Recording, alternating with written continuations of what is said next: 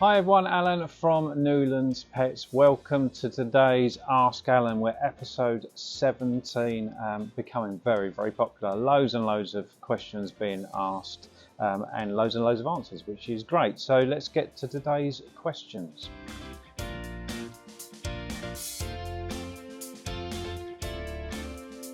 Question 1. What is a good thing to put on a lick mat? Well, there's so many different options of products that you can put on a lick mat. Probably the most all-round popular with people is dog safe peanut butter. So make sure you get the one that's sold that is dog safe without xylitol in it, but just go for pure peanut butter. That's what we're looking for, just peanuts in there. And that works really well on lick mats because you can smear it over. It kind of gets stuck in the crevices as well, which is exactly what we're looking to happen. So it takes a little bit of time for them to get it out, but you can put wet food on it. People put all sorts of stuff on it, but wet food is probably the second most popular. So if you're going to go for anything, wet food or peanut butter would be the way to go for that.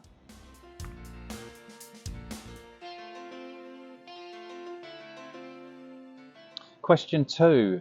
My puppy is on Natural Instinct raw food. Can they have other brands? Absolutely, they can have other brands. What we tend to find with raw food, as opposed to dry food, that a lot of people will feed lots and lots of different brands. In fact, you'll see people going around the shop with a basket in hand and they pick something from each freezer. So there is no reason that you can't feed other different foods.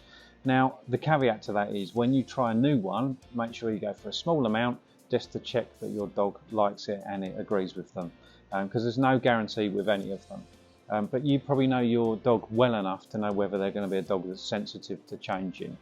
But if they're not, and if you want to try other brands, you can definitely do that. So you could have a few of Nutriment, you could have a few of Benefit, a few of New Dog, a few of Nature's Menu, Albion, whatever you want to go for. Just pick a few of them and mix it up. And everyone produces their food in a very slightly different way. So there'll be slightly different nutrients that you're gleaming from that. So from a nutrition point of view, variety is always a good thing.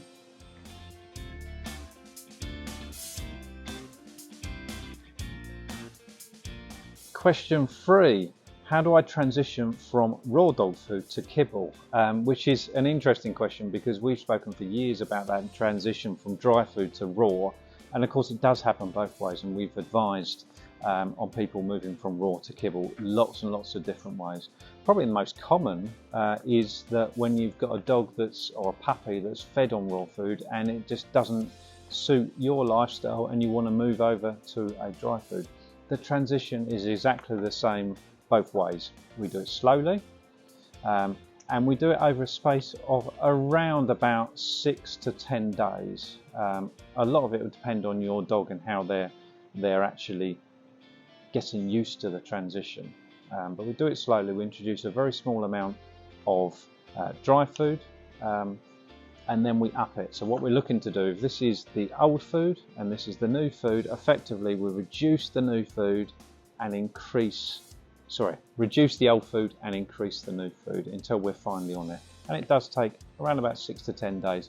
If you want specific advice on the foods you're moving from and to, we can obviously help with that, because that's a very simplistic way of putting it, but that's effectively what we're looking to do. And that concludes all the questions for today. Thank you for watching today's episode of Ask Alan. And remember, if you've got any burning questions about dog food, about cat food, or about Newlands Pets, get in contact. See you soon.